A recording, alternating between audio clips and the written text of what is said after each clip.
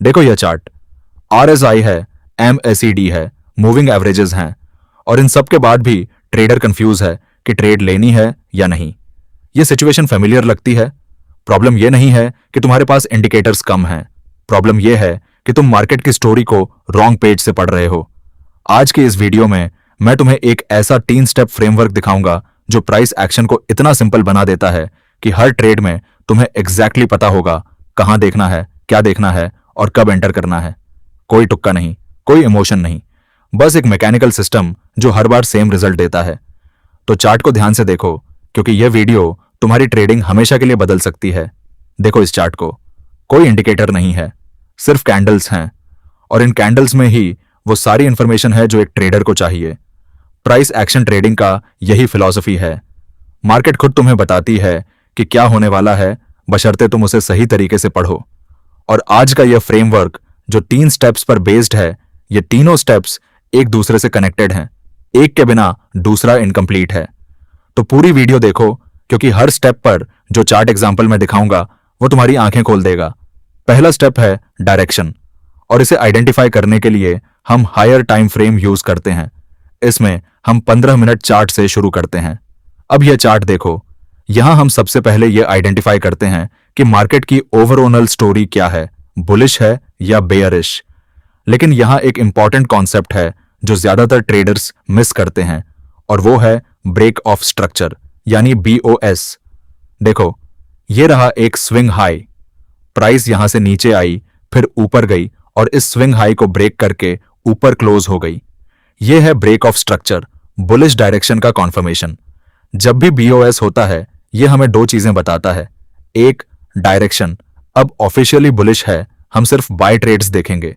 और 2, यह BOS एक स्विंग रेंज डिफाइन करता है, वो रेंज जो इस लास्ट ब्रेक ऑफ स्ट्रक्चर के हाई से शुरू होती है और उससे पहले के स्विंग लो तक जाती है।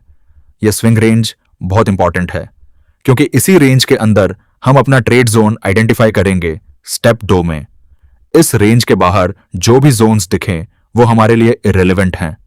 वो पास्ट की स्टोरी है, हमें करंट स्टोरी पर फोकस करना है। और यही वो कंसेप्ट है जो बिगिनर्स को सबसे ज्यादा कंफ्यूज करता है।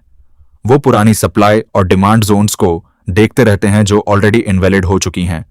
लेकिन इस फ्रेमवर्क में हम सिर्फ मोस्ट रीसेंट BOS के बाद की रेंज को कंसिडर करते हैं।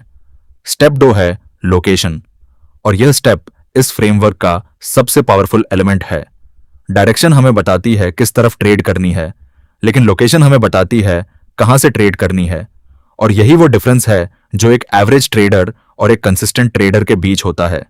देखो, बहुत सारे ट्रेडर्स ये गलती करते हैं कि डायरेक्शन देखते हैं और फिर इमीडिएटली जहां प्राइस है वहीं से ट्रेड ले लेते हैं।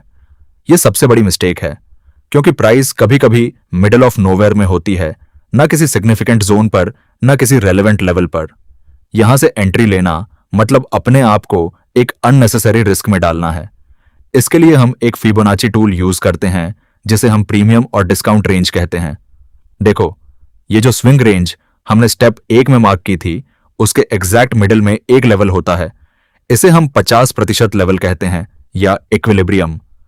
इस रेंज का अपर हाफ यानी 50% से ऊपर का एरिया, यह है प्रीमियम जोन। यहां प्राइस एक्सपेंसिव है।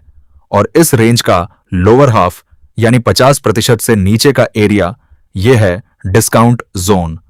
यहां प्राइस सस्ती है। अब लॉजिक सिंपल है, अगर हम बुलिश हैं तो हम डिस्काउंट जोन में बाय करना चाहते हैं। सस्ते में खरीदो, महंगे में बेचो, यही स्मार्ट मनी का तरीका है। और अगर बेरिश हैं तो हम प्रीमियम जोन में सेल ढूंढेंगे। लेकिन यहां भी बस जोन पर एंट्री नहीं होगी, हम डिस्काउंट जोन के अंदर एक स्पेसिफिक पॉइंट ऑफ इंटरेस्ट ढूंढते हैं, एक सिग्निफिकेंट लेवल जहां से प्राइस ने पहले स्ट्रॉन्ग रिएक्शन दिखाया हो। यह एक ऑर्डर ब्लॉक हो सकता है, वो एरिया जहां से लास्ट स्ट्रॉन्ग बुलिश मूव शुरू हुआ था। यह एक फेयर वैल्यू गैप हो सकता है, वो इम्बैलेंस जो प्राइस ने तेज मूव में पीछे छोड़ दी। या यह एक प्रीवियस स्ट्रक्चर लेवल हो सकता है जो अब सपोर्ट बन गया हो। देखो यह चार्ट, बुलिश डायरेक्शन है, यह रही हमारी स्विंग रेंज, और यह रहा डिस्काउंट जोन। इस डिस्काउंट जोन के अंदर ये जो एरिया है, यहां से प्राइस ने पहले एक शार्प बुलिश मूव लिया था। यह हमारा पॉइंट ऑफ इंटरेस्ट है, यहीं से हम ट्रेड का वेट करेंगे। यह कॉन्सेप्ट क्यों काम करता है? क्योंकि जब प्राइस इस एरिया पर वापस आती है स्मार्ट मनी यहां अपनी पोजीशन ऐड करती है और यही वो फ्यूल होता है जो प्राइस को आगे पुश करता है। तो स्टेप 2 में बस एक काम, डिस्काउंट जोन आइडेंटिफाई करो, उसके अंदर सबसे सिग्निफिकेंट POI मार्क करो और वेट करो कि प्राइस वहां पहुंचे। जब तक प्राइस वहां नहीं, हम बस ऑब्जर्व करते हैं, कोई रैंडम एंट्री नहीं। प्राइस POI पर आई, तब आता है स्टेप 3। यह है सबसे एक्साइटिंग स्टेप, एग्जीक्यूशन। प्राइस हमारे POI पर आ गई है, डायरेक्शन क्लियर है, लोकेशन क्लियर है। अब हमें एंट्री का एग्जैक्ट पॉइंट चाहिए। इसके लिए हम 1 मिनट टाइम फ्रेम पर आते हैं और यहां हम 3 स्पेसिफिक चीजें देखते हैं, तीनों एक साथ होनी चाहिए। कोई एक नहीं, कोई दो नहीं, तीनों। पहली Confluence, strong rejection candle price POI पर आई है। अब 1 मिनट चार्ट पर देखो, क्या प्राइस यहां से रिजेक्ट हो रही है? रिजेक्शन 2 तरीकों से दिखती है। एक, एनगल्फिंग कैंडल, मतलब एक स्ट्रॉन्ग बुलिश कैंडल जो पिछली बेरिश कैंडल को कंप्लीटली कवर कर ले। और 2, पिन बार, एक कैंडल जिसकी बड़ी लोअर विक हो, जो दिखाती हो कि प्राइस नीचे गई, बायर्स ने पुश किया और प्राइस वापस ऊपर क्लोज हुई।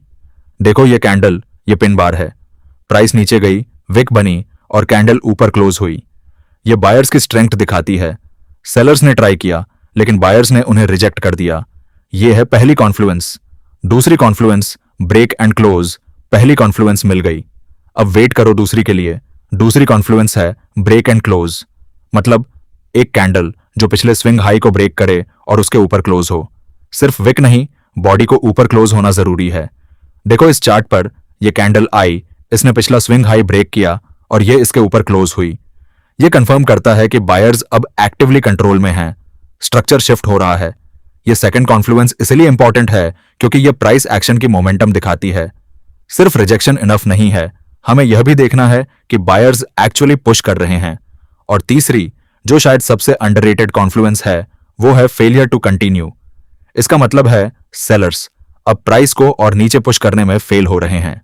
देखो यहां एक बेरिश कैंडल आई लेकिन उसने नया लो नहीं बनाया, पिछले लो के ऊपर ही रही। फिर एक और बेरिश कैंडल, फिर भी नया लो नहीं। सेलर्स ट्राई कर रहे हैं लेकिन उनके पास स्ट्रेंथ नहीं है। यह पैटर्न बताता है कि सेलिंग प्रेशर एग्जॉस्ट हो रहा है। और जब सेलिंग प्रेशर खत्म होता है और बायर्स रिजेक्ट कर चुके हैं और स्ट्रक्चर ब्रेक हो चुकी है, तो यही वो मोमेंट है जहां एक high probability trade setup complete होती है। देखो ये फुल सेटअप, तीनों कॉन्फ्लुएंसेस एक साथ, strong rejection, break and close और फेलियर टू कंटिन्यू, यहीं से एंट्री होगी। यही है एग्जीक्यूशन। स्टॉप लॉस उस लो के नीचे जहां से रिजेक्शन हुई, और टारगेट वो सिग्निफिकेंट लेवल जो स्विंग रेंज के ऊपर है। 1:3 मिनिमम रिस्क टू रिवॉर्ड।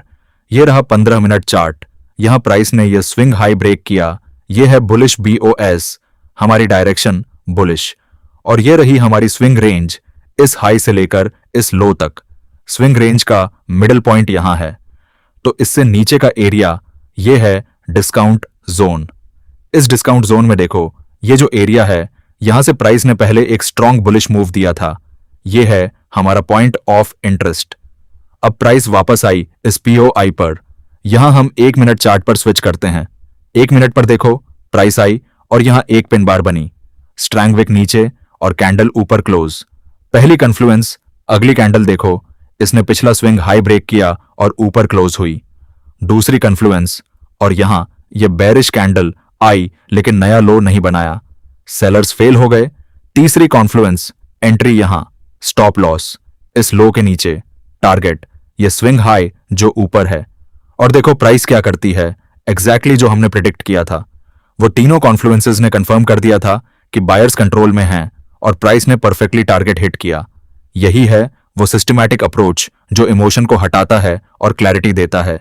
यह फ्रेमवर्क काम करता है, लेकिन यह केवल तभी काम करेगा जब तुम हर स्टेप को सीरियसली फॉलो करोगे। एक स्टेप स्किप किया, सेटअप इनवैलिड हो गया। 3 कॉन्फ्लुएंसेस में से 2 मिली, ट्रेड नहीं लेनी। यह डिसिप्लिन ही इस सिस्टम की असली स्ट्रेंथ है। मार्केट हर दिन अपॉर्चुनिटीज देती है, लेकिन हर अपॉर्चुनिटी पर ट्रेड नहीं लेनी। सिर्फ वो ट्रेड्स जहां सब कुछ अलाइन हो, डायरेक्शन, लोकेशन और एग्जीक्यूशन। अगर यह वीडियो हेल्पफुल लगी तो लाइक करो, चैनल सब्सक्राइब करो। यहां हम चार्ट पर जो दिखता है वही सिखाते हैं।